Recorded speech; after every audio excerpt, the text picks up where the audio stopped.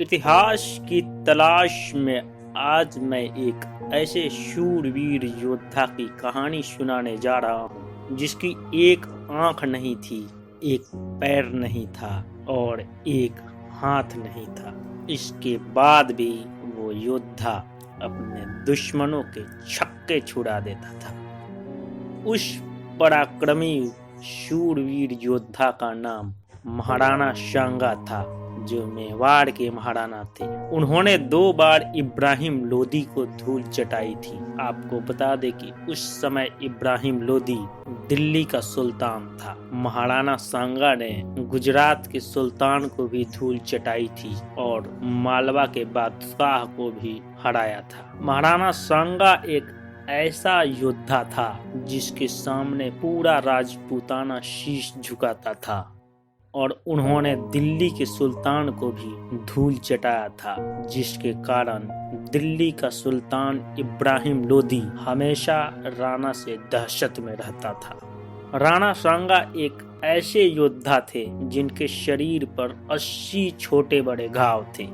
इसके बावजूद भी वो रणभूमि में दुश्मनों के छक्के छुड़ा देते थे। महाराणा सांगा 1509 ईस्वी में अपने पिता महाराणा रायमल की मृत्यु के बाद मेवाड़ के महाराणा बने थे, जिसके बाद उन्होंने अपने सीमा का विस्तार शुरू किया।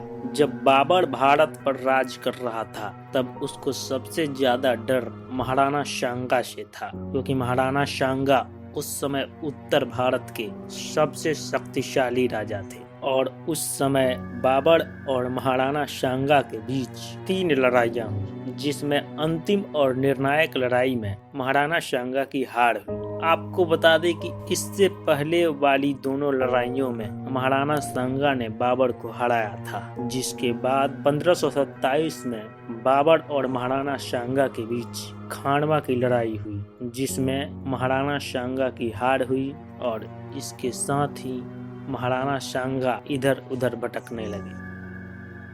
30 जनवरी 1528 ईस्वी को एक विश्वासघात सैनिक ने महाराणा सांगा को जहर दे दी, जिसके कारण महाराणा सांगा की मृत्यु हो गई। लेकिन आपको बता दें कि महाराणा सांगा एक अद्वितीय योद्धा थे। शरीर पर 80 घाव होने के बावजूद वो जंग के मैदान में दुश्मनों के छक्के छुड़ा देते थे।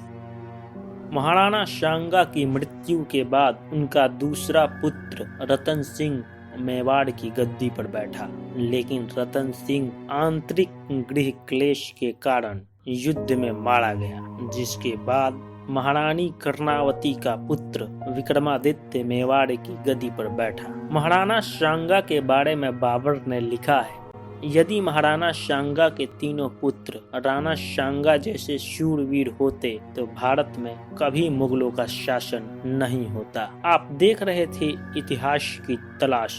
अगले एपिसोड के लिए प्रतीक्षा कीजिए। यदि आपको ये वीडियो अच्छा लगा हो तो लाइक, शेयर और सब्सक्राइब कीजिए। नमस्कार।